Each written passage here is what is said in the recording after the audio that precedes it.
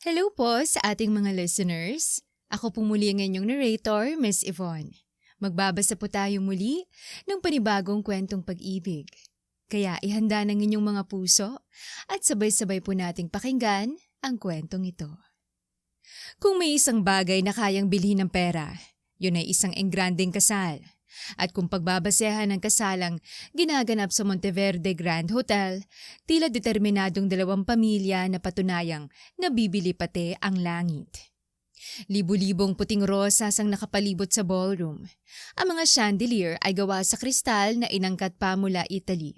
Ang mga mesa ay may gintong kubyertos, habang ang champagne na ibinubuhos sa bawat baso ay sapat ang presyo para makabayad ng ilang buwang renta ng isang ordinaryong pamilya.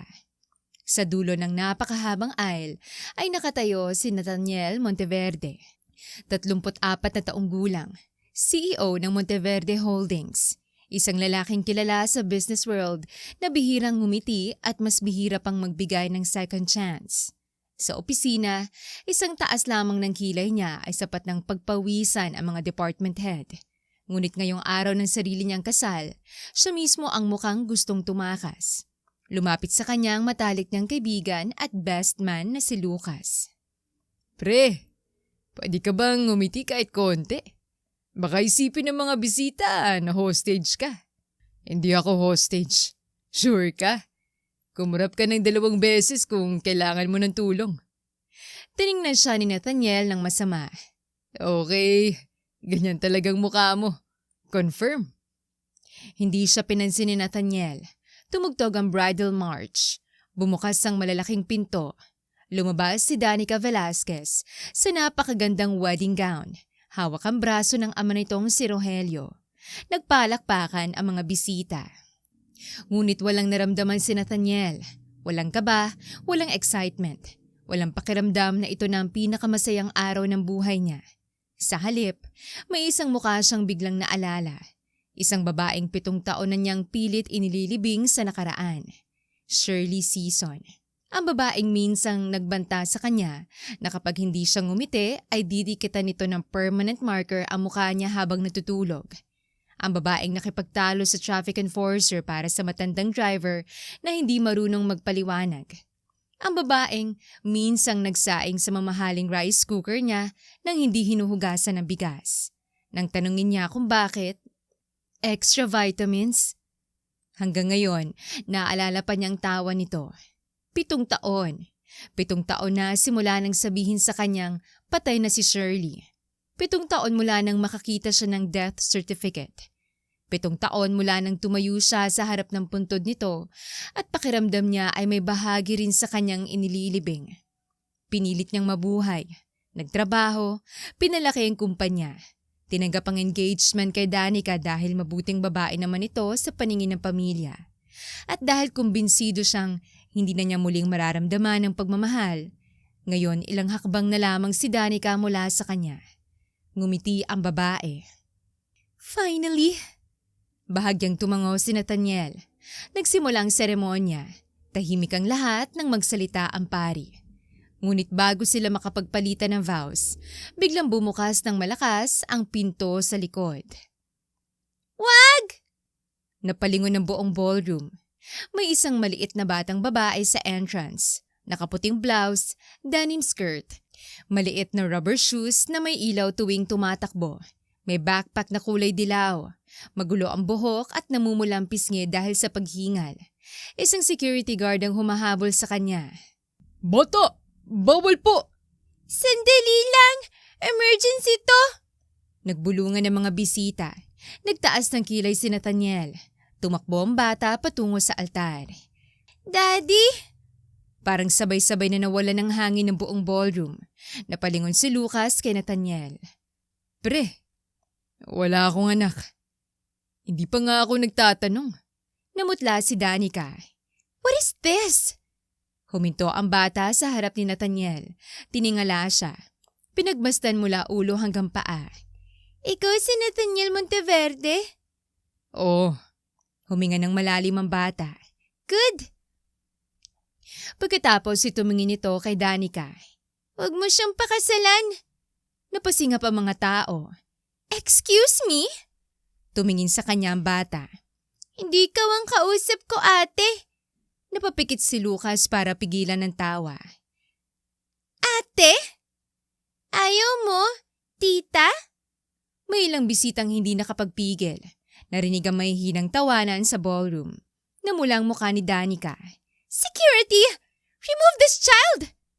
2 guard ang lumapit. Agad nagtaas ng kamay si Nathaniel. Walang gagalaw. Tumigil ang mga ito. Tumingin siya sa bata. Anong pangalan mo? Laya? Buong pangalan. Laya Season po. Biglang nanlamig ang katawan ni Nathaniel. Season. Mabilis siyang napatingin sa mukha ng bata. Ngayon niya napansin. Ang hugis ng mata nito. Ang matangos na ilong.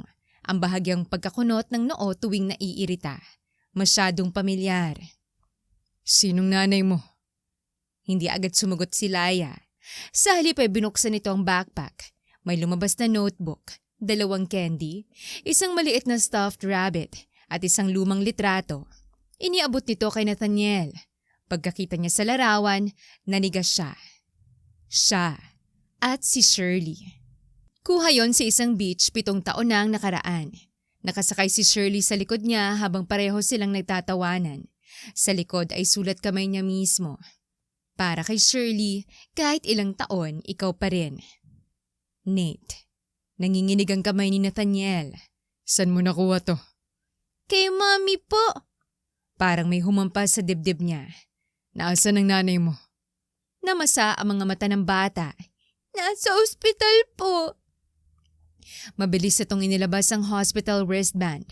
Nakasulat doon, Shirley May Season. Hindi makahinga si Nathaniel. Hindi maaari. Sabi ni Mommy, huwag kitang hanapin. Bakit? Sabi niya may sarili ka ng buhay. Napasingap ang bata para pigilan ng pag-iyak. Pero kailangan niyang maoperahan. Napahid nito ang pisngi. At wala ako ibang daddy na mapupuntahan. Natahimik ang buong paligid. Lumuhod si Nathaniel sa harap nito. Laya. Sinong nagsabing daddy mo ko? Si Lola, bago po siya namatay. Parang may kumalabog sa puso niya. Sabi niya kapag wala na ako ibang malapitan, hanapin ko rin si Nathaniel Monteverde. Napatitig siya sa bata. Ikaw ba talaga? Hindi niya masagot. Hindi dahil ayaw niya, kundi dahil biglang sumikip ang lalamunan niya. Tumayo siya. Lucas. Nakuha agad ng kaibigan ang ibig niyang sabihin. Car is ready. Biglang hinawakan ni Danica ang braso niya. Nathaniel, saan ka pupunta? Sa ospital. Kasal natin ngayon! Tumingin siya rito.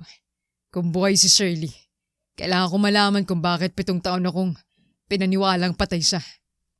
At iwan mo ako rito? Hindi sumagot si Nathaniel. Hinubad niya ang boutonniere sa tuxedo. Inilapag sa altar. Kinuhang kamay ni Laya at lumakad pababa sa aisle.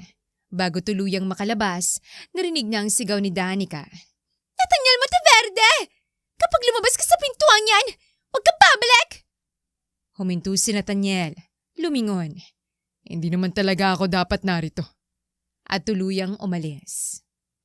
Sa loob ng sasakyan, walang nagsasalita. Si Nathaniel ay nakatitig lamang sa litrato. Si Laya naman ay nakatingin sa kanya.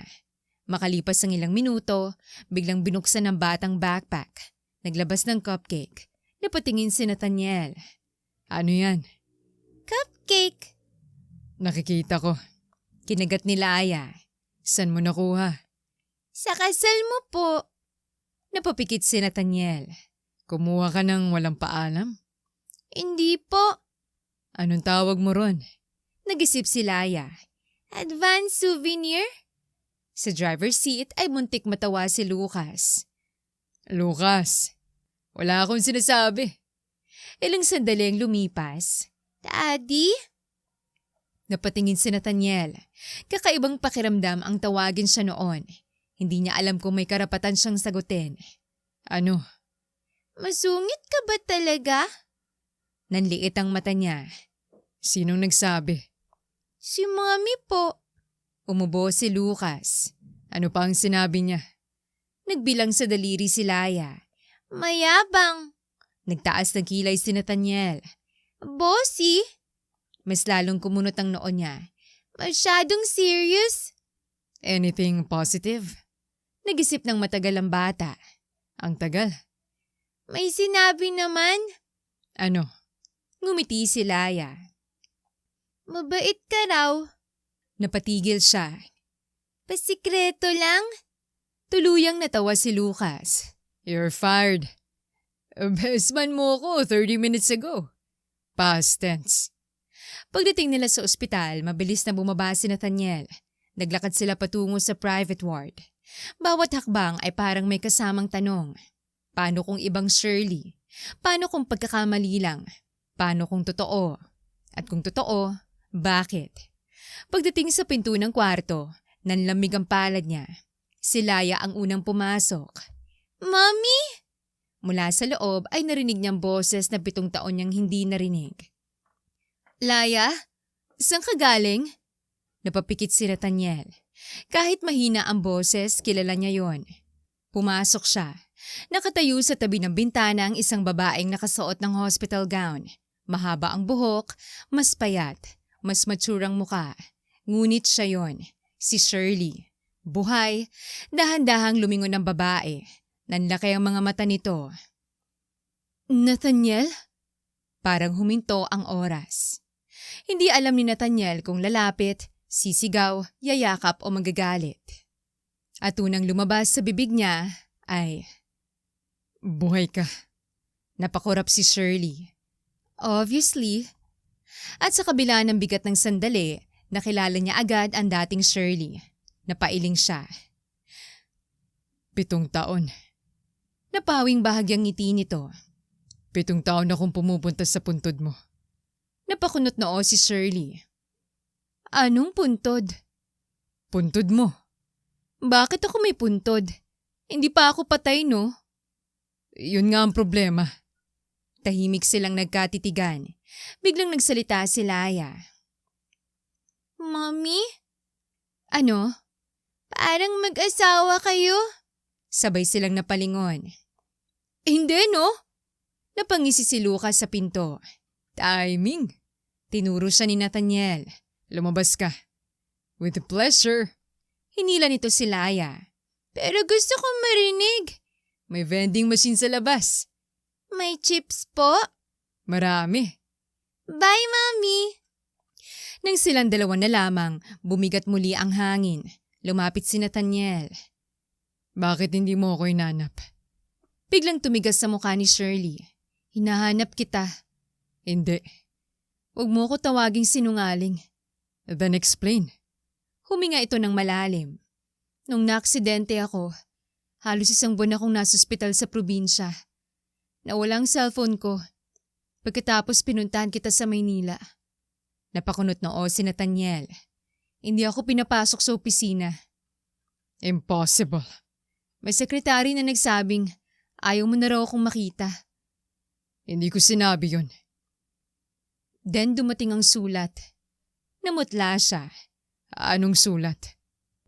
Namasa ang mata ni Shirley. Sulat mula sa'yo. Dahan-dahan itong naupo. Sabi mo, napagod ka na sa relasyon natin. Sabi mo sagabal ako sa career mo. Never. Sabi mo ayaw mong magkaroon ng anak sa isang babaeng walang pangalan, walang koneksyon at walang maibibigay sa pamilya Monteverde.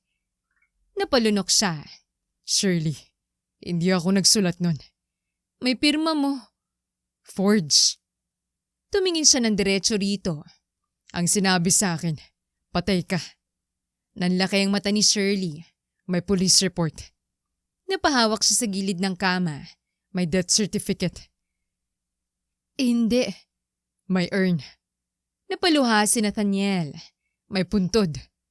Tuluyan ng tumulo ang luha ni Shirley. 7 taon akong humihingi ng tawad sa isang batong. May pangalan mo dahil pakiramdam ko. Kasalanan kong hindi kita nasagip. Nate, napatigil siya. 7 taon mula nang marinig niya ang palayaw na yon. Alam mo ba ako ilang gabi akong hindi natulog? Nabasag ang boses niya. Alam mo ba ako ilang beses kong pinuntahan ang bahay mo? Umaasang baka mali silang lahat. Lumapit si Shirley. Hindi ko alam. At ako rin. Hindi ko alam na may anak ako. Napatingin siya sa pinto kung saan lumabas si Laya. Anak natin siya. Dahan-dahang tumango si Shirley. Napapikit si Nathaniel. Parang may humampas na naman sa dibdib niya. Nalaman kong buntis ako 2 linggo matapos ako makalabas sa ospital. Bakit hindi mo? Dahil akala ko tinakwil mo kami. Napahikbi siya. Anong gusto mong gawin ko? Magmakaawa sa lalaking akala ko'y nagsabing ikinahihiya niya ako? Natahimik si Nathaniel. Nanganak akong mag-isa. Mas lalo siyang naluha. Nagtatrabaho ako habang karga si Laya. Lumapit si Nathaniel. I'm sorry. Hindi mo kasalanan. Pero wala ako. At hindi ko rin kasalanan na naniwala ako. Pareho silang tahimik. Biglang napatingin si Shirley sa tuxedo niya. Napakunot noo ito. Wait.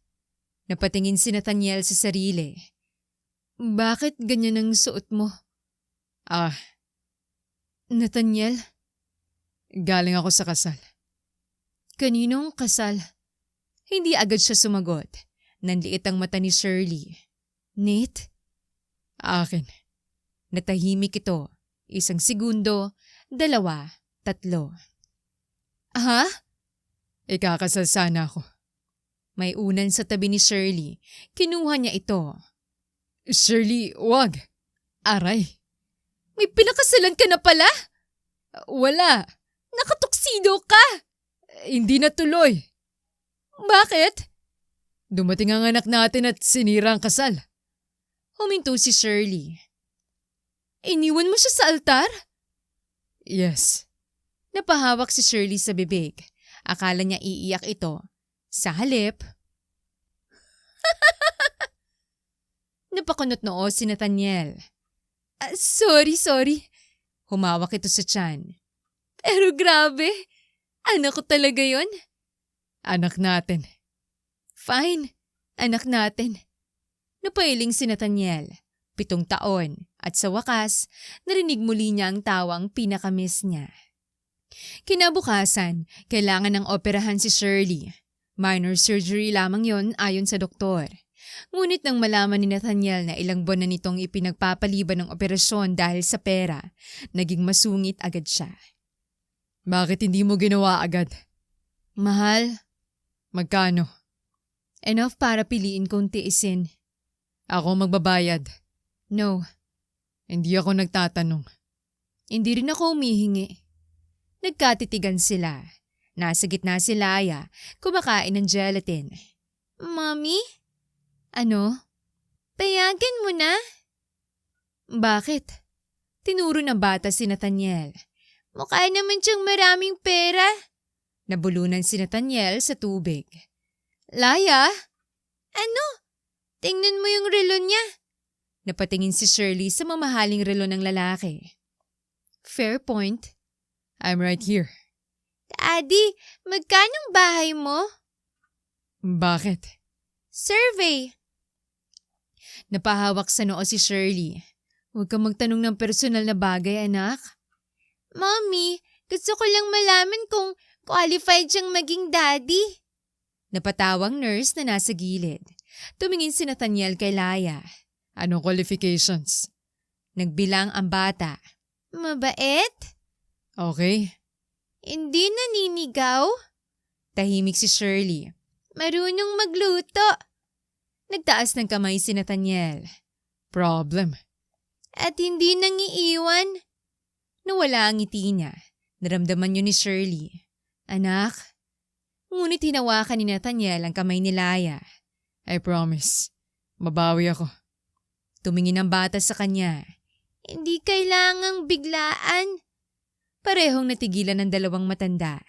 Sabi ni Mommy, kapag napunit ang papel, hindi mo raw pwedeng piliting maging bago agad. Napatingin si Nathaniel kay Shirley. Pero pwedeng dikitan. Tumango ang bata. Glue lang. Natawa si Shirley habang naiiyak. San mo nakuha yan? YouTube. Napailing si Nathaniel. Akala ko ikaw. Mas dramatic kaysa sa akin ng anak natin. Bago pumasok si Shirley sa operating room, lumapit si Nathaniel. I'll be here. Minor operation lang. Still, Hindi mo kailangang maghintay. hindi ako nagtatanong. Ngumiti si Shirley. Bossy. You remembered. Unfortunately. Hindi inaasahang hinawakan ni Nathaniel ang kamay niya. Shirley, Nawala ang biro sa mukha nito. this time, kapag lumabas ka sa operating room, gusto ko nandito ako. Namasa ang mga mata ni Shirley. Then don't go anywhere. I won't. At tinupad niya yon. 3 oras siyang naghintay. Hindi bumalik sa hotel. Hindi sinagot ang ilang tawag ng board. Hindi umalis kahit saglit. Nang magising si Shirley, ang unang nakita niya ay si Nathaniel na nakatulog sa upuan. Nakasandal ang ulo sa gilid ng kama. Hawak pa rin ang kamay niya. Tahimik siyang tumingin dito. Mas matanda na ito, mas matigas ang muka. Ngunit kapag natutulog, parang bumabalik ang lalaking minahal niya noon. Dahan-dahang inaplos ni Shirley ang buhok nito. Nagmulat si Nathaniel. You're awake. Unfortunately, tumango agad siya. May masakit? Pride, What? nakita mo kong naka-hospital gown? Napapikit si Nathaniel. Hindi flattering. 7 taon kitang inakalang patay. Believe me, wala akong pakialam sa gown. Ngumiti siya. Pagkatapos ng ilang araw, pinilit ni Nathaniel na sa mansyon muna tumira sina Shirley at Laya. No, Yes. may bahay kami. 3rd floor, walang elevator. Exercise. Kaka-opera mo lang. Kaya ko. Exactly. Lagi mong sinasabing kaya mo. Natahimik siya. For once, let someone help. Hindi nakasagot si Shirley. Maya-maya, temporary. Fine. Pagdating sa mansyon, napahinto si Laya sa entrance. Daddy, bahay mo to? Yes. Lahat? Lahat. Tumakbo ang bata papasok. Mommy, huwag kang sumigaw. Mayaman tayo. Hindi tayo. Siya lang. Pamilya tayo. Natahimik silang dalawa. Sumilip muli si Laya. So technically, Laya? Tumakbo ang bata. Napailing si Nathaniel. Mahana sa'yo. Excuse me? Makulit. At least charming. Debatable. Miss mo pala ako? Natigilan si Nathaniel. Nawala ang ngiti ni Shirley. Miss mo? Lumapit siya. Everyday. Hindi nakapagsalita si Shirley. Ikaw? Nagkipit balikat ito. Minsan, sumimangot siya. Minsan? Monday, Wednesday, Friday. Tuesday. Galit ako sa'yo. Weekend? Tumingin si Shirley sa kanya. Pinakamalala. At sa unang pagkakataon, sabay silang ngumiti ng walang sakit na nakaharang. Mabilis na nasanay si Laya sa mansyon. Sa unang araw, nahihiya pa itong kumuha ng pagkain sa malaking dining table. Sa ikalawang araw, tinanong nito ang chef kung pwedeng hotdog sa breakfast. Sa ikatlong araw, binago nito ang Wi-Fi password. Bakit hindi ako makakonek? Nasa sofa si Laya. New password? Ano? Laya underscore is underscore the underscore boss. Napatitig siya. Bahay ko to. Pero anak mo ko. That doesn't make you the boss. Mommy says children rule their parents' lives. Mula sa kabilang sofa ay natawa si Shirley. Hindi ko sinabi yun. Same thought. Mas nakakatawa para kay Shirley ang paraan ng pagsubok ni Nathaniel na maging tatay. Isang umaga, nadatnan niyang nakatayo sa likod ni Layang lalaki. May hawak na suklay. Mukhang nakikipagdigmaan. Daddy, masakit po.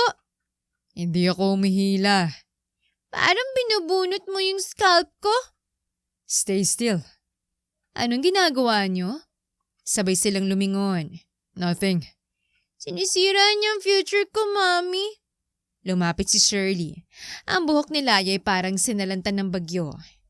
Anong hairstyle to? Ponytail. San banda? First attempt. Tinanggal niya ang suklay sa kamay nito. Ganito. Tumayo siya sa likod ni Nathaniel. Hinawakan ang kamay nito para ituro kung paano hatiin ang buhok. Napakalapit nila. Naamoy ni Shirley ang cologne nito. Si Nathaniel naman ay halos hindi makagalaw dahil ang dibdib ng babae ay bahagyang nakadikit sa likod niya. Then, hawak dito. Walang sagot. Nathaniel? Nakikinig ka? Trying. Trying? Dahan-dahang humarap si Nathaniel. Biglang magkalapit ang mukha nila.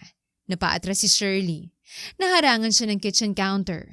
Ipinatong ni Nathaniel ang dalawang kamay sa magkabilang gilid niya. Ano? Nothing. Bakit parang may balak kang masama? Define masama. Nathaniel, bahagyang ngumiti ito. Namumula ka. Mainit? Air-conditioned. Hormones? 7 years after pregnancy. Natawa siya. Ang yabang mo pa rin? And you're still avoiding. Nawala ang ngiti niya. Lumapit ng konti si Nathaniel. Shirley. Ano? 7 years. Napalunok siya. 7 taon akong walang ibang hinalikan. Nanlaki ang mata niya. Bakit mo sinasabi? Because you keep looking at my lips. Agad na patingin sa mata nito si Shirley. Hindi, no? You just did. May dumi. Where? Sa ugali mo. Napatawa si Nathaniel, ngunit hindi siya lumayo. Sabihin mong umalis ako. Hindi nakapagsalita si Shirley. Shirley. Ano? Tell me to stop. Tahimik. Ayoko. At tinalikan siya ni Nathaniel. Hindi tentative, hindi mahiyain. Parang sabay-sabay na humabol ang 7 taong nawala. Napakapit si Shirley sa damit nito. Humawak si Nathaniel sa bewang niya. Nang bahagyang humiwalay ang kanilang labi, nakangiti silang pareho. Mayabang. You kissed back. Reflex. Wanna test again? Nathaniel, bago pa niya matapos. Hello! Agad silang naghiwalay. Nakatayo ang bata, nakasimangot. Buhok ko? Namula si Shirley. 10 minutes na ako nakaupo. Sorry. Daddy? Ano? Focus! Tumalikod ang bata. Napahawak si Shirley sa bibig para hindi matawa. Bumulong si Nathaniel. Maana talaga sa'yo. At least efficient. Ilang araw matapos makalabas sa ospital, niyaya ni Nathaniel si Shirley na lumabas. Date? Dinner. Date? Fine. Nanliligaw ka? Do I need to? Nanliit ang mata niya. Wow! What? 7 years ka nang delayed. Mayabang ka pa rin. Natawa si Nathaniel. Fine. I'm asking properly. Huminga ito. Shirley, will you have dinner with me? Depende. On? Libre? Obviously. Then yes. Inihatid nila si Laya kay Lucas at sa asawa nitong si Mia. Pagdating sa restaurant, nagulat si Shirley. Hindi ito mamahalin, hindi rin fine dining. Isa yung maliit na parisan na dati nilang kinakainan noong hindi pa CEO si Nathaniel. Buhay pa to? I bought the building. Napalingon siya. Bakit? Ayoko magsara. Dahil sa pares? Dahil dito kita unang sinabihang mahal kita. Natahimik si Shirley. Umupo sila sa dati nilang mesa. Maya-maya, dumating ang matandang may-ari. Ay, Nathaniel! Ngumiti ang matanda. Pagkakita kay Shirley, bigla itong napahawak sa dibdib. Diyos ko! Napatayo si Shirley. Buhay ka!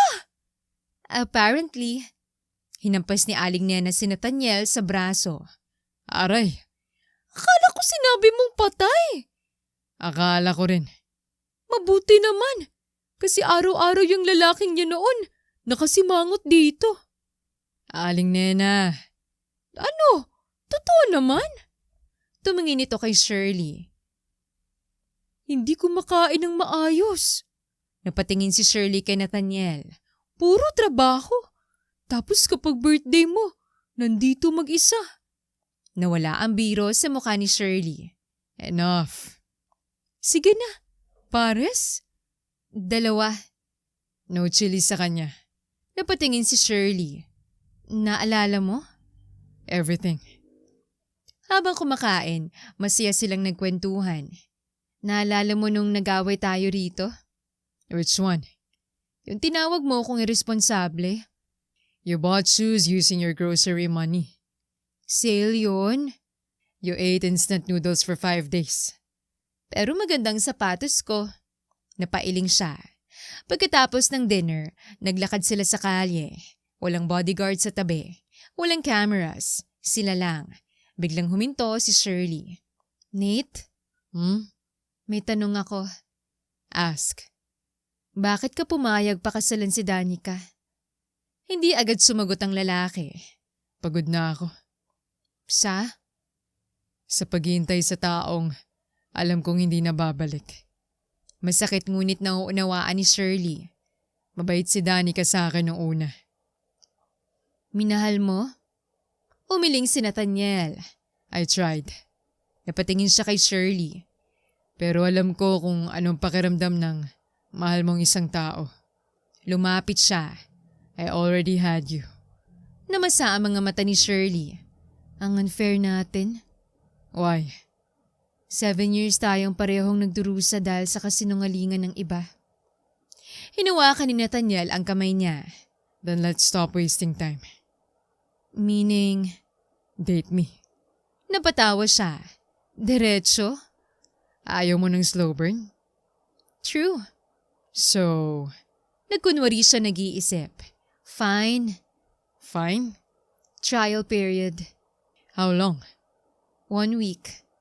7 years akong naghintay tapos 1 week trial? Premium package yun. Humawak si Nathaniel sa bewang niya. Can I kiss my trial girlfriend? Additional fee. How much? Lumapit siya. 1 dinner. Done. At tinalikan siya nito sa ilalim ng ilaw sa kalsada. Ilang araw matapos yon, dinala ni Nathaniel si Shirley sa sementeryo. Hindi niya sinabi kung saan sila pupunta. Pagbaba ng sasakyan, tahimik itong naglakad sa pagitan ng mga puntod. Hanggang huminto sila, nakita ni Shirley ang pangalan niya. Shirley May Season, forever loved. Parang nanikip ang dibdib niya. May puting rosa sa harap. May litrato, matagal niya yung tinitigan. Pagkatapos, wait, napatingin si Nathaniel. Ito talagang picture ko? Hindi makapaniwalang napatingin siya rito. Ang taba ng mukha ko. Patay ka na nga sa paningin ko, reklamador ka pa. Kung gagawan mo ko na memorial, sana flattering. Hindi napigilan ni Nathaniel ang tawa. Ngunit ilang segundo lamang napaluha si Shirley. Lumuhod siya sa harap ng puntod. Hinaplos ang pangalan. Talagang pumupunta ka rito? Every month. 7 years? Never missed your birthday. Napahikbi siya. Christmas, Valentine's. Valentine's? Yes. Ang creepy. Napatawa siyang umiiyak. Umupo si Nathaniel sa tabi niya. Abang kausap mong puntod ko, ako naman galit na galit sa'yo. Fair. Nung pinanganak si Laya, huminga siya ng malalim. Halos 18 oras akong nag-labor. Napatingin si Nathaniel. Gusto kong murahin ka.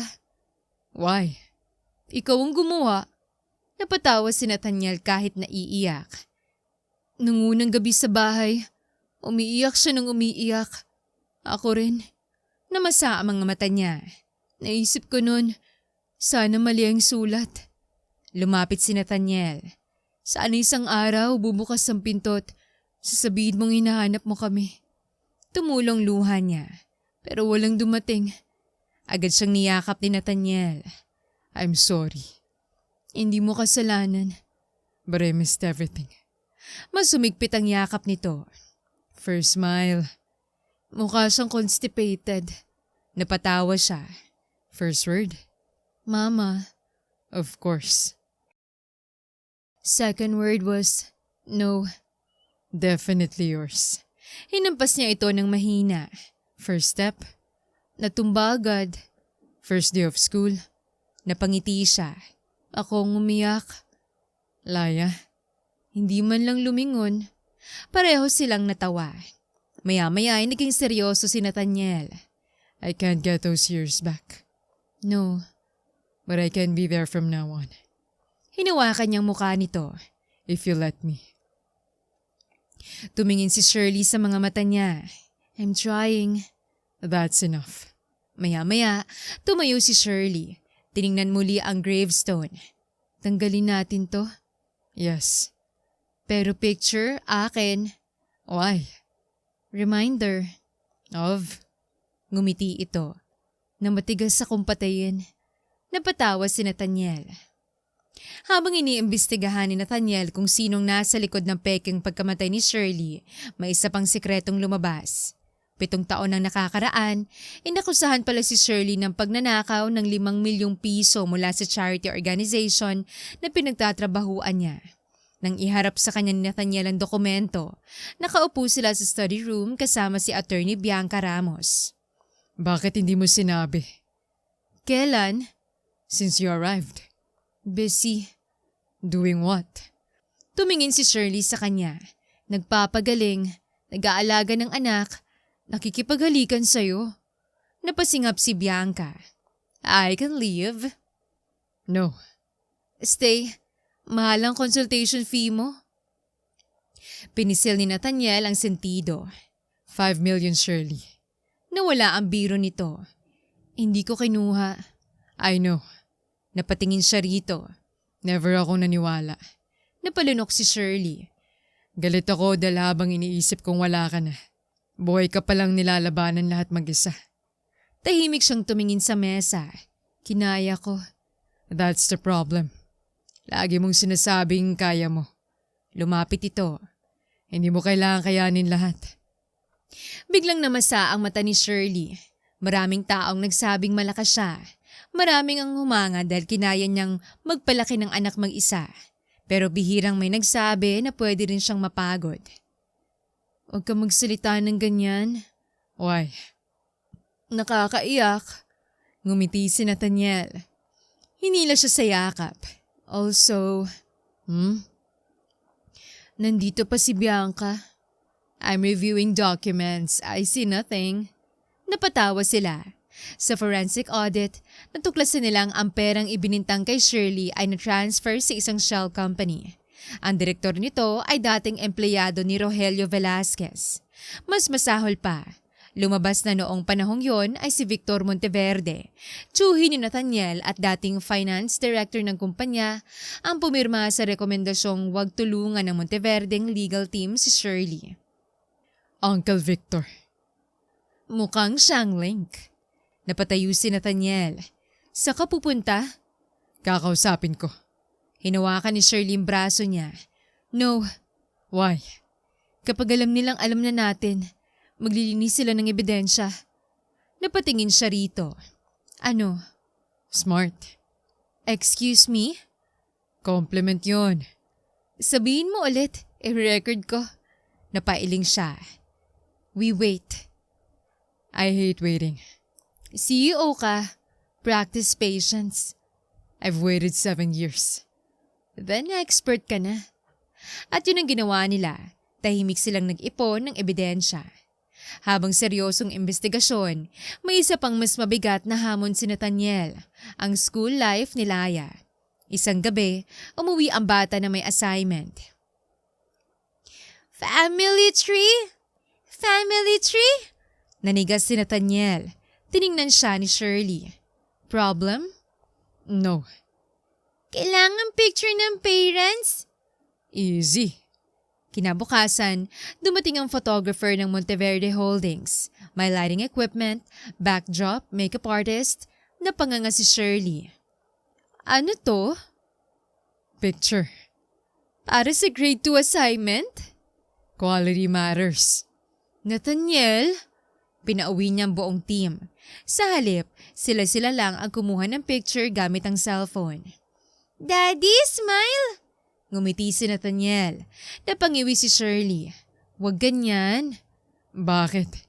Mukha kang psychopath. This is my smile. Try less teeth. Sinubukan nito. Mas scary? Natawa si Shirley. Sa huli, kiniliti ni Shirley si Nathaniel sa tagiliran.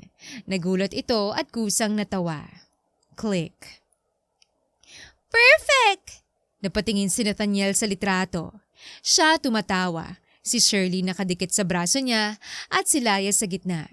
Simpleng larawan, ngunit wala siyang litrato sa buong mansyon na mas mahalaga rito.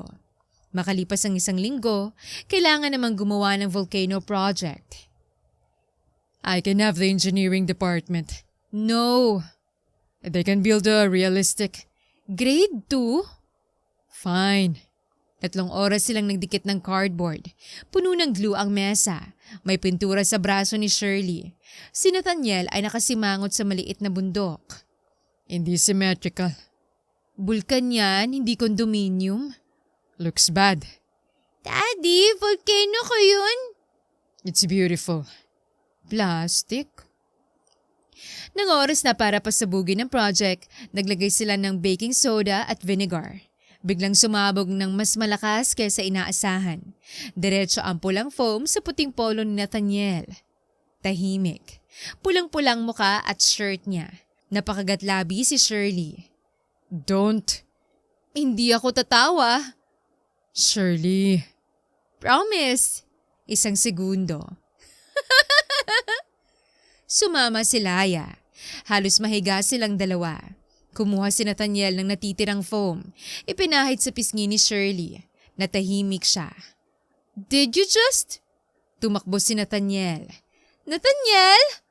Naghabulan sila sa sala. Si Laya ay nagsisigaw. Go, Mommy! Nahabol ni Shirley ang lalaki sa sofa. Tumalon siya. Pareho silang nawala ng balanse. Bumagsak sila. Nasa ibabaw si Shirley. Nagkatitigan. Biglang nawala ang tawanan. Hi. Hi. Comfortable? Very. Humawak ito sa bewang niya. You can stay. Namula siya. Manyak. Ikaw ang nasa ibabaw. Technicality. Lalapit sana si Nathaniel nang marinig nila. Again? Sabay silang napalingon. Nakatayo ito. Nakakrus ang braso. Project ko nga. Tumayo agad si Shirley. Tapos na. Ako na lang kayang mag-aral. Nagtawanan silang 3. Sa gabing yon, habang tulog na si Laya, naupo si Nathaniel sa gilid ng kama nito. Inayos niya ang kumot. Tahimik siyang pinanood ni Shirley mula sa pinto. I miss so much. Lumapit siya. Pero nandito ka ngayon. Is that enough? For Laya? Tumango siya. Children don't count love by years. Humawak siya sa balikat nito. They count the times you show up. Tumingin si Nathaniel sa natutulog na anak. So keep showing up. I will. At dahan-dahan niyang hinalikan sa noo si Laya. Hindi naging tahimik si Danica. Lalong lumala ang galit nito nang makita sa social media ang litrato ni Nathaniel, Shirley at Laya sa school family day. Nagpunta ito sa Monteverde Mansion. Nasa garden si Shirley nang dumating. Enjoying my life? Napalingon siya. Sorry? That house! Nathaniel! Everything! Tumayo si Shirley. Correction. Hindi iyong bahay. I was supposed to be his wife. Supposed to be. Namula si Danica. He ruined my wedding! Technically, anak ko. You think this is funny? Nawala ang ngiti ni Shirley. No? Lumapit siya. Ang hindi funny ay 7 taon ng buhay ko na nawala. Bahagyang namutla si Danica. Napansin niyo ni Shirley. Interesting. What? Wala pa akong sinasabing dahilan kung bakit kami nagkahiwalay. Nanigas ito. Pero mukhang may alam ka. I don't know anything. Then bakit defensive? Bago makasagot si Danica, dumating si Nathaniel. What are you doing here? Nagbago agad ang mukha nito. Nate? Don't call me that. Napatingin si Shirley sa kanya. Matigas ang mukha ni Nathaniel. After everything, you're choosing her? I never stopped choosing her. Napatigil silang dalawang babae. Lumapit si Nathaniel kay Shirley. Tumabi. Hindi sa harap nito, hindi siya nagkunwaring kailangan nitong iligtas. Tumabi lamang siya bilang kakampi. I love you! Then you should want the truth. Nanginig ang labi nito. You embarrassed me! I'm sorry for leaving you at the altar. Napatingin si Shirley. You didn't deserve public humiliation. Bahagyang lumambot ang mukha ni Danica. But neither did Shirley deserve 7 stolen years. Muling tumigas sa mukha nito. You're accusing me? Not yet. Namula ito. But I'm investigating. Tahimik na umalis si Danica. Pagkawala nito, napatingin si Shirley sa lalaki. That was mature. Surprised? Very. Thanks. Pero ang hot mo? Napalingon siya. What? Wala. You said I'm hot. Mainit ang panahon. Hinawakan siya nito sa bewang. Liar. May CCTV. My house. May gardeners. Lunch break. May anak tayo. Mula sa bintana. Nandito ako! Napahiwalay si Shirley. Si Nathaniel naman ay napapikit. See? 5 seconds lang. Nagtakip na mukha si Nathaniel. Isang gabi, nakatanggap si Bianca ng anonymous email. May attachment, audio recording, pinakinggan nila sa study room. Boses ni Rogelio at boses ni Victor. Pinag-uusapan nila ang death certificate ni Shirley. Namutla si Nathaniel. May 3 taong lumitaw sa recording. Dating assistant ni Victor, si Samuel. Natunto nila ito sa Laguna. Kinabukasan ay pinuntahan ni Nathaniel at Shirley. Simpleng bahay ng lalaki. Nang makita sila, gustong isara nito ang pinto. Wala akong alam. Hindi pa kami nagtatanong. Natigilan nito. Automatic guilt? Napatingin si Nathaniel. Subtle. Sorry. Matagal bago pumayag si Samuel na magsalita. Noon ay bagong empleyado lamang ito. May sakit ang anak at kailangan ng malaking pera. Inalok siya ni Victor. Fake reports, peking correspondence, pagharang sa communication ni Shirley at Nathaniel. Akala ko simpleng paghihiwalay lang. Napaluha ito. Nang malaman kong gumawa sila ng fake death report, gusto ko umatras. Pero hindi ka umatras. Napayuko ito. Kailangan ko ng pera. Tumahimik si Nathaniel. Galit siya. Ngunit bago siya makapagsalita, si Shirley nauna. Nasaan ang anak mo ngayon? Nagulat si Samuel. College. Healthy? Tumango. Good. Napaluha ang lalaki. I'm sorry. Hindi sapat ang sorry. Natahimik ito. But you can tell the truth. Tumingin ito sa kanya. Hindi mo mababagong ginawa mo. Pero pwede mong piliing hindi ka nakasabot ngayon. Makalipas ang mahabang katahimikan, tumango si Samuel. Ibinigay niya ang lahat. Original emails, copies ng forged documents, bank records, at pinakamahalaga, isang email mula kay Danica noong 7 taon na ang nakaraan. Make sure Nathaniel never finds out Shirley survived. Napapikit si Nathaniel. Hindi lang pala alam ni Danica. Bahagi ito. Hinawakan ni Shirley ang kamay niya. I almost married her. Pero hindi mo ginawa. Because Laya arrived. Ngumiti siya. Best wedding crasher ever. Nagpatawag si Nathaniel ng emergency board meeting. Nandun sina Victor, Rogelio at Danica. Wala silang alam sa naghihintay. Pagpasok ni Shirley kasama si Nathaniel, agad sumimangot si Victor. Why is she here? Umupo si Shirley. Good morning din po. This is a corporate meeting. May coffee ba? Napatingin ng ilang directors. Si Lucas ay halos matawa. Sit. Agad na tahimik ang lahat. Lumabas sa malaking screen ang mga dokumento. Fake death certificate, forged letters, bank records, audio files. Unti-unting namutla si Victor. These prove nothing. Bumukas ang pinto. Pumasok si Samuel kasama si Bianca. Then I will. Nanigas si Victor. Isa-isang isinalaysay ni Samuel ang ginawa nila. Ikinuwento nito kung paano pinaniwala si Nathaniel na patay si Shirley. Kung paano hinarang si Shirley sa opisina. Kung paano gumawa ng sulat gamit ang forged signature ni Nathaniel. At kung paano inilipat ang perang ibinintang kay Shirley. Tumayo si Rogelio. This is absurd. Sit down. You cannot order me. I said sit. Napaupo ito. Nakatitig si Nathaniel sa tsuhin. You made me bury a woman who was alive. Tahimik ang buong boardroom. You took 7 years from my daughter. Namasa ang mata niya ngunit matigas ang tinig. 7 years from Shirley. Tumingin siya kay Victor. 7 years from me. I did it for this family. Tumayo si Nathaniel. No. You did it for control. Napatingin si Shirley kay Danica. Tahimik ito. Ikaw, napalunok si Danica. May email ka. I was young. So was I. Natahimik ito. I love Nathaniel. Love? Tumayo si Shirley. Hindi pagmamahal ang pagtatago sa isang ama na may anak siya.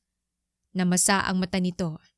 Hindi pagmamahal ang pagsira sa pangalan ng ibang babae para lang makuha mong lalaki. Lumapit siya. Obsession yun. Napatingin si Danica sa sahig. At hindi kita sasampalin. Nagulat ang lahat. Character development. Napatingin sa kanya si Nathaniel. Sorry. Ngumiti si Shirley. Although gusto ko, Shirley. legal revenge, I know. Binalingan niya si Danica. Magkita tayo sa korte. Tumayo si Rogelio. You think you can destroy us? Tumingin si Shirley sa kanya. Hindi. Ngumiti siya. Kayong sumira sa sarili niyo. Mabilis ang naging pag-usad ng kaso dahil kompletong ebidensya. Muling binuksan ang dating fraud case labang kay Shirley. Naglabas ng forensic audit. Lumabas ang tunay na trail ng pera. Sa araw na ibinasurang kaso laban sa kanya, hindi agad nakaalis si Shirley sa courtroom. Nakaupo lamang siya. Tahimik. Lumapit si Nathaniel. It's over. Hindi siya sumagot. Shirley? Napatingin siya. Puno ng luha ang mata. 7 taon. Umupo si Nathaniel sa tabi niya. 7 taon akong natakot. Huminga siya ng malalim. Kapag may kumakatok sa pinto, iniisip kong baka pulis. Tumulo ang luha niya. Kapag nagkakasakit si Laya, natatakot akong dalhin sa malaking ospital dahil baka makita ang pangalan ko. Niyakap siya ni Nathaniel. Kapag may trabaho akong gusto, hindi ako makapag-apply dahil kailangan ng background check. Mas sumigpit ang yakap nito. Ngayon, wala na. Wala na. Napahikbi siya. Malaya na ako. You always were. Umiling siya. Hindi. Ngayon lang ulit. Paglabas ng courthouse, maraming reporters ang naghihintay. May mga dating katrabaho ni Shirley. Mga pamilyang natulungan niya dati. May hawak silang placards. We believe you, Shirley. Napahinto siya, napaiyak. Lumapit si Nathaniel. Ready? No. Hinawakan niya ang kamay nito. Good. Napatingin siya. Do it scared. Napangiti si Shirley. Sabay silang lumakad. Sa harap ng cameras, nagsalita siya. For 7 years, I lived under a lie. Today, my name has been cleared. Huminga siya. Pero hindi lang pangalan kong gusto kong mabawi. Tumingin siya kay Nathaniel at Laya. Gusto kong mabawing buhay ko. Nagpalakpakan ng mga tao. Pagkatapos ng interview, naglakad sila papunta sa kotse. Proud of you. Don't. Why? May kulit ako. Too late. Tumawa siya. Biglang huminto si Nathaniel. Can I kiss you? Napatingin siya sa paligid. May cameras. I know. Maraming tao. I know. Then bakit nagtatanong ka? Ngumiti si Nathaniel. Hinalikan siya. Nagpalakpakan ng mga tao. Mula sa gilid. 5 seconds! Napahiwalay sila. Anak? Public place? Nagtawanan ng reporters. Matapos malinis ang pangalan niya, isang bagay ang malinaw kay Shirley. Ayaw niyang mabuhay bilang girlfriend ng billionaire. Gusto niyang bumalik sa pagtulong sa mga tao. Kaya ginawa niyang Second Chance Foundation.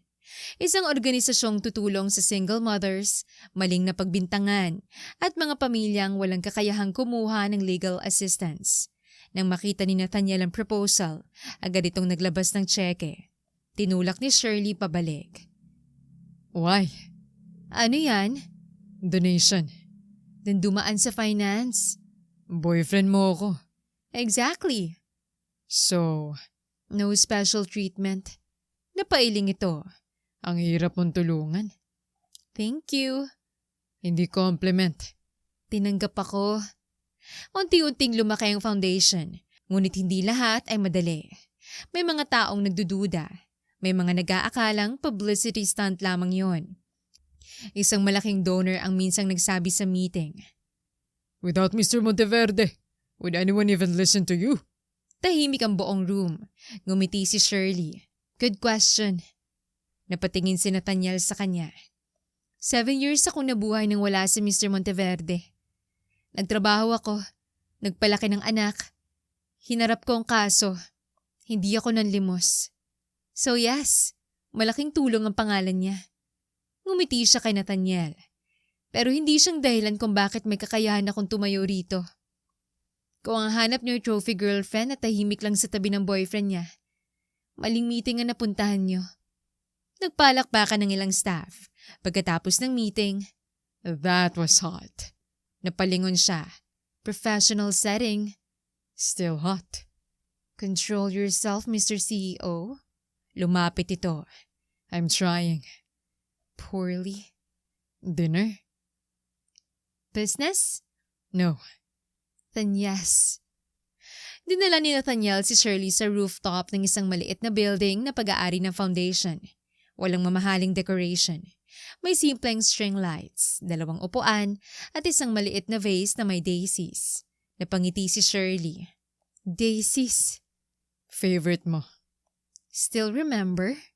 I told you. Everything. Umupo sila. Ang pagkain, fried chicken, rice at paboritong mango float ni Shirley. Akala ko billionaire date. You complain kapag mahal. True. Matagal silang nagkwentuhan tungkol sa 7 taon, tungkol sa mga nakakatawang bahagi. Nang maliit si Laya, akala niya pangalan ng lahat ng lalaki, Daddy. Napatawa si Nathaniel. Seriously? Tinawag niyang Daddy yung delivery rider. Napahawak ito sa dibdib. I'm offended. Relax. Tinawag din niyang Daddy yung guard. Worse. Tumawa siya. Maya-maya, naging seryoso si Shirley. Do you regret it? What? Leaving Danica at the altar. Matagal siyang tumingin sa kanya. I regret humiliating her publicly. Tumango si Shirley. But I don't regret following Laya. Hinawakan niyang kamay nito. Because she led me back to you. Napalunok si Shirley. And I don't intend to lose you again. Nate. I love you. Natahimik siya. Diretso. Walang paligoy. I know it's complicated. I know we still have wounds. But I love you. Napaluha si Shirley. You're annoying. Napakunot noo siya. That's your answer? Tumawa si Shirley. I love you too. Nawala ang masungit na mukha ni Nathaniel. Parang biglang gumaan. Tumayo siya, lumapit. Hinawakan ang pisngi nito. Say it again. Mahal kita. Again. Abusado. Again. Tumawa siya. Mahal kita, Nathaniel Monteverde. Hinalikan siya nito, dahan-dahan, mas malambing kaysa sa mga nakaraang halik. Walang hinahabol, walang kailangang patunayan. Parang pareho nilang sinasabing, nandito na tayo. At sa pagkakataong yon, wala si Laya para sumigaw ng 5 seconds. Kaya nang humiwalay si Shirley, More than 5 seconds yun? no witness. Cheater? Worth it. Makalipas ang ilang buwan, umabot sa korte ang kaso laban kina Victor, Rogelio at Danica. Hindi naging masaya si Shirley sa pagbagsak nila. Nagulat siya roon. Akala niya magiging satisfying. Ngunit sa araw ng arraignment, nang makita niya si Danica sa hallway, hindi galit ang una niyang naramdaman, kundi lungkot. Happy ka na? Tumigil si Shirley. No. Nagulat ito. Don't pretend! Hindi ako nagpapanggap. Lumapit siya. Akala ko magiging masaya ako kapag nakita kitang nawawalan. Tahimik si Danica. Pero wala akong nararamdaman. Then why are you here? Because consequences matter. Tumingin siya diretso rito. Justice isn't revenge. You got Nathaniel! Umiling si Shirley. Hindi siya premyo. Hindi ko siya nakuha. Pinili namin ang isa't isa. Masakit ang expression nito. If Laya didn't come to the wedding, napangiti ng bahagya si Shirley. But she did. Walang masagot si Danica. Bago tuluyang umalis si Shirley, nagsalita ito. I'm sorry. Huminto siya. Hindi lumingon agad. For Laya. Napapikit si Shirley. Maya-maya'y humarap siya. I hope one day, maging totoong sorry ka. Hindi niya sinabing pinapatawad niya. Hindi pa. At natutunan niyang okay lang yon. Ang hiling ay hindi obligasyong kalimutan ang ginawa sa'yo. Minsan, sapat nang hindi mo nahayaang kontrolin ng galit ang buhay mo. Sa labas ng courthouse, naghihintay si Nathaniel. Okay ka? Tumango siya. Yes. Sure? Yes. Huminga siya. Ready na akong umuwi. Hinawakan ni Nathaniel ang kamay niya. Let's go home. Isang umaga habang kumakain sila ng breakfast, biglang nagtanong si Laya. Mommy? Ano kayo ni Daddy? Nabulunan si Nathaniel sa kape. Anong ibig mong sabihin? Boyfriend mo ba siya? Nagkatinginan sila. Yeah. Napalingon si Shirley. Excuse me? Boyfriend mo ko. Kailan naging official? 7 years ago. Expired na? Auto-renew. Sino nagsabi? Ako. Napaka-desisyon? Napailing si Laya. Kaya pala kayo magulo eh. Tumayo si Nathaniel. Lumapit sa tabi ni Shirley. Fine. Huminga siya. Shirley season. Ano? Will you officially be my girlfriend? Namula si Shirley. May anak na tayo? Proper procedure. Fine. Fine what? Oo. Oo what? Sinipa niya ito sa ilalim ng mesa. Aray. Oo, boyfriend kita. Tumayo si Laya. Finally! Sabay silang napatingin dito. Next wedding? Laya, 7 years late na kayo. Hindi makasagot ang dalawang matanda dahil tama ang bata. 1 taon matapos sirain ni Laya ang kasal ng sariling ama, dinala ni Nathaniel ang mag-ina sa beach kung saan sila unang nagbakasyon noon. Tahimik ang sunset. Naglalakad sila sa buhangin. Biglang tumigil si Nathaniel. Lumuhod. Napahawak sa bibig si Shirley. Nate? Naglabas siya ng singsing.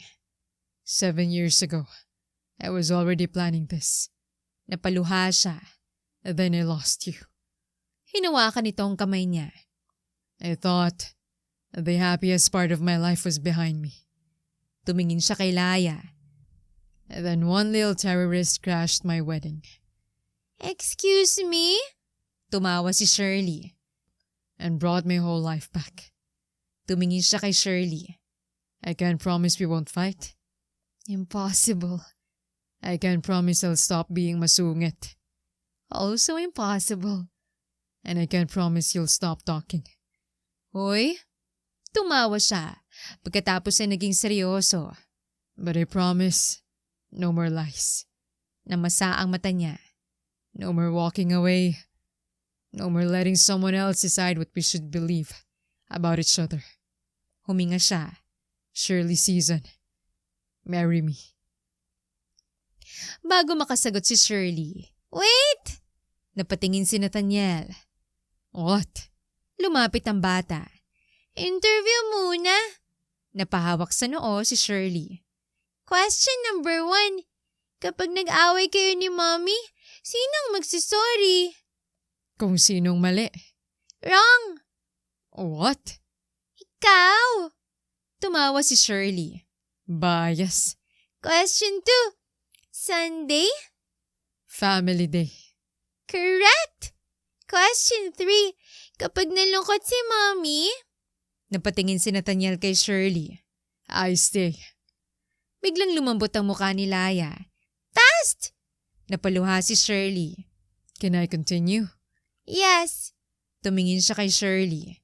So, humagulgol siya. Yes. Ngumiti si Nathaniel. Pero may condition na wala ang ngiti nito. what? Akong pipili ng picture ko kapag gumawa ka ulit ng puntod. Natawa ng malakas si Nathaniel. Tumayo. Niyakap siya. You're impossible. And you're marrying me. Best decision I'll ever make. Naghalikan sila. 5 seconds! Sabay silang natawa. Hindi pinili ni na Shirley at Nathaniel ang malaking ballroom. Ayaw ni Nathaniel na maulit ang unang kasal. At ayaw ni Shirley ang libong bisitang hindi naman nila kilala. Garden wedding ang pinili nila. Puting daisies, simple lights, pamilya, kaibigan, mga taong natulungan ng Second Chance Foundation. Bago magsimula ang ceremony, lumapit si Laya sa ama. Daddy? What? Sure ka na? Excuse me? Last chance. Ikaw ang sumira sa unang kasal ko. And you're welcome. Napailing si Nathaniel. Nang magsimula ang music, lumabas si Shirley. Simple ang gown. Walang sobrang palamuti. Nakatali ng maluwag ang buhok. Ngunit para kay Nathaniel, wala siyang nakitang mas maganda. Nang makarating ito sa altar, napansin nitong naiiyak siya. Umiiyak ka? No. Allergy? Yeah. Sa akin? Lifetime. Napatawa siya. Sa vows, nauna si Shirley. Nathaniel, minahal kita nung wala pa tayong alam sa buhay. Minahal kita kahit nung galit ako sa'yo.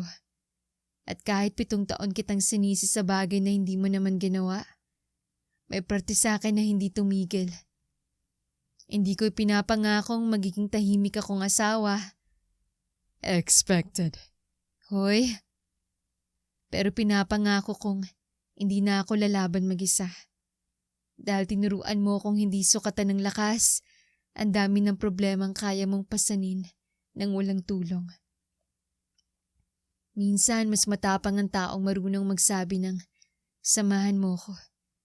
Humigpit ang hawak ni Nathaniel. Siya naman ang nagsalita. Shirley, 7 taon akong naniwalang patay ka. At sa totoo lang, may parte sa akin na namatay rin. Then you came back. Still noisy.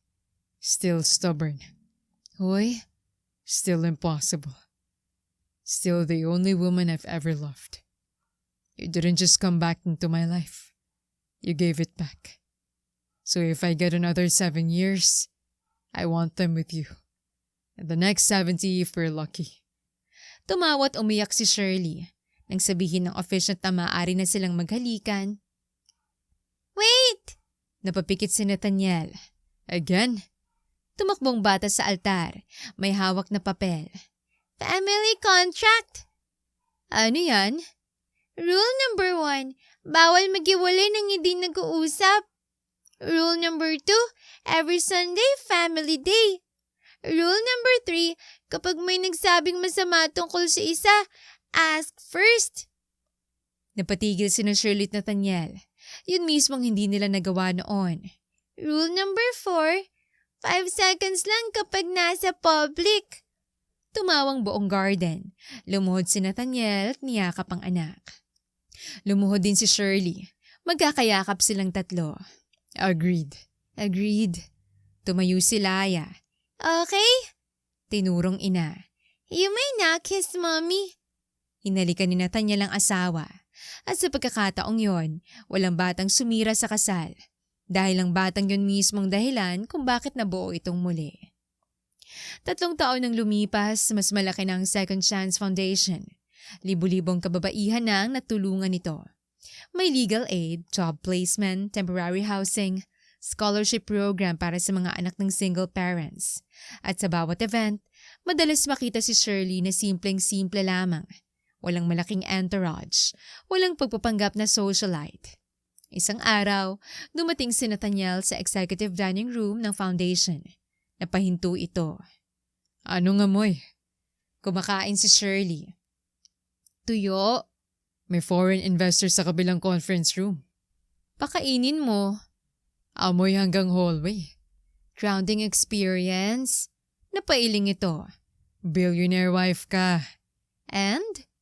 Nothing. Umupo siya. Kumuha ng tuyo. Uy, sa akin yan. Marriage property. Hindi kasamang pagkain. Sa bahay, 10 taong gulang na si Laya. Meron na rin siyang 2 taong gulang na kapatid, si Noah. At kung makulit si Laya, dobleng kapatid. Isang gabi, habang kumakain, biglang nagsalita si Laya. Mommy? Yes? Kapag lumaki si Noah, sasabihin ba natin kung paano kayo nagkabalikan? Agad sumagot si Nathaniel. No. Why? Nakakahiya. Aling part? Yung iniwan kong bride sa altar. Iconic yun! Napatingin si Nathaniel. Sino nagturo sa'yo ng iconic? Internet. I'm removing Wi-Fi. Daddy? Nate. Napatingin siya sa asawa. Wag. Fine. Ngumisi si Laya. Mommy's the real boss. Unfortunately. Sinipa siya ni Shirley sa ilalim ng mesa. Aray. Anong sabi mo? Fortunately. Nagtawanan silang lahat. Maya-maya, nakatulog si Noah sa dibdib ni Nathaniel. Si Laya naman ay gumagawa ng homework. Tahimik na umupo si Shirley sa tabi ng asawa. Naisip mo ba? Ano? Kung hindi pumunta si Laya sa kasal mo. Tahimik si Nathaniel, tumingin sa anak, pagkatapos kay Shirley. Ayokong isipin. Ako rin. Hinawakan niyang kamay nito. Pero may natutunan ako. Ano? Hindi lahat ng nasisirang plano ay trahedya. Minsan, kaya nasisirang isang bagay.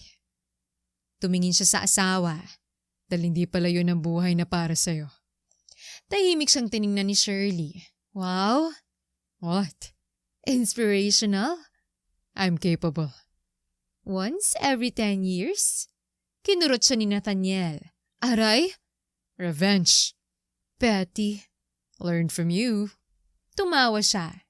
Pagkatapos ay sumandal sa balikat nito. 7 taon ang ninakaw sa kanila. Hindi na nila yon maibabalik. Hindi nila mababagong mga gabing mag-isang umiyak si Shirley habang nilalagnat si Laya. Hindi nila mababawing unang hakbang ng bata na hindi nakita ni Nathaniel. Hindi nila mabubura ang mga birthday na ginugol ni Nathaniel sa harap ng isang pekeng puntod. Ngunit hindi rin nila kailangang habang buhay manatili sa sakit. Dahil natutunan nila ang healing ay hindi pagbabalik sa dating ikaw. Ito ay pagbuo ng bagong ikaw mula sa mga pirasong naiwan. At ang tunay na paghihigante, hindi palaging pagkawasak ng taong nanakit sa'yo. Hindi palaging pagsampal. Hindi palaging pagpapahiya. Minsan ang pinakamagandang gante ay makita nilang hindi ka nila kayang sirain. Na pagkatapos nilang nakawin ang pera mo, pangalan mo, pagkakataon mo at mga taon ng buhay mo, nakabangon ka pa rin. Nakahanap ka pa rin ng dahilan para tumawa. Nagmahal ka pa rin. At higit sa lahat, hindi ka naging katulad nila. Biglang lumapit si Laya. Family picture! Napatingin si Nathaniel. Now? Yes! Inayos ng batang cellphone sa tripod. Tumakbo pabalik. Binuhat ni Nathaniel si Noah. Yumakap si Shirley sa kanya. Pumwesto si Laya sa gitna. Nag-countdown ng camera. 3, 2, 1, bago mag-click. Daddy! What? Smile! Mukha ka namang may tatanggalin sa trabaho. Tumawa ng malakas si Shirley. Laya! Click. At yun ang nakuha ang larawan. Hindi perpekto, si Shirley ay tawang-tawa. Si Nathaniel ay nakakunot noo. Nakadila si Laya. At si Noah ay kalahating tulog. Ngunit yun ang pinakamagandang litrato sa kanilang bahay. Dahil walang taong nagpo-post para magmukhang masaya. Masaya talaga sila. Kinagabihan, inilagay ni Shirley ang larawan sa ibabaw ng fireplace. Napansin niya ang lumang litrato sa tabi nito. Yung picture nila ni Nathaniel sa beach bago sila nagkahiwalay. Sa likod noon ay nakasulat, para kay Shirley, kahit ilang taon, ikaw pa rin, Nate. Ngayon, may maliit na bagong card sa ilalim ng frame. Sulat kamay ni Nathaniel, kahit ilang buhay, ikaw pa rin.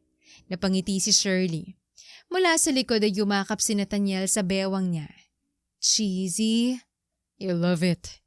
Maybe. Maybe? Humarap siya. Pumulupot ang kamay sa leeg nito. Monday, Wednesday, Friday. Naalala ni Nathaniel ang una nilang pag-uusap sa mansyon. Ngumiti ito.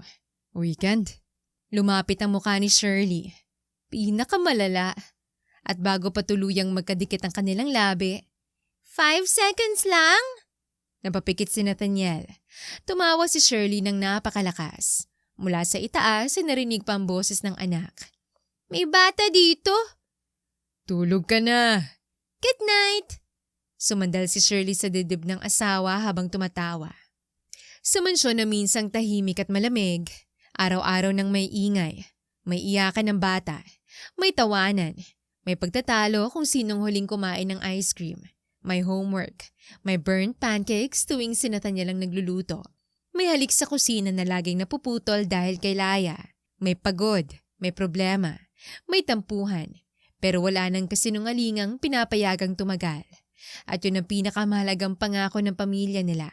Hindi perpekto ang buhay kundi totoong buhay. Isang buhay na minsang pinaghati ng kasinungalingan ngunit muling binuo ng pagtitiwala. Isang babaeng pinagbintangang magnanakaw ngunit ginamit ang sariling karanasan upang tumulong sa libu-libong tao. Isang lalaking inakalang wala ng pagkakataong magmahal ngunit natutong hindi kahinaan ang ipakitang lambot. At isang batang minsang naglakad mag-isa sa isang marangyang kasal para hanapin ang amang hindi pa niya nakilala.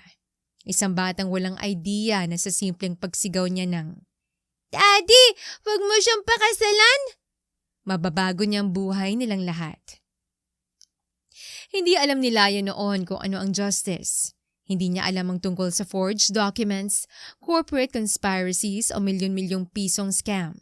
Isa lang ang alam niya. May sakit ang mommy niya. May daddy siyang kailangang hanapin at ayaw niyang mawala ang pamilya bago pa man ito mabuo. Sa huli, sapat na yon. Dahil minsan, ang pinakamalaking pagbabago sa buhay ay nagsisimula sa pinakasimpleng katotohanan. At sa kwento ni Shirley at Nathaniel, ang katotohanan yon ay malinaw. Hindi sila pinaghiwalay dahil tumigil silang magmahal. Pinaghiwalay sila dahil may mga taong natakot sa pagmamahalan nila.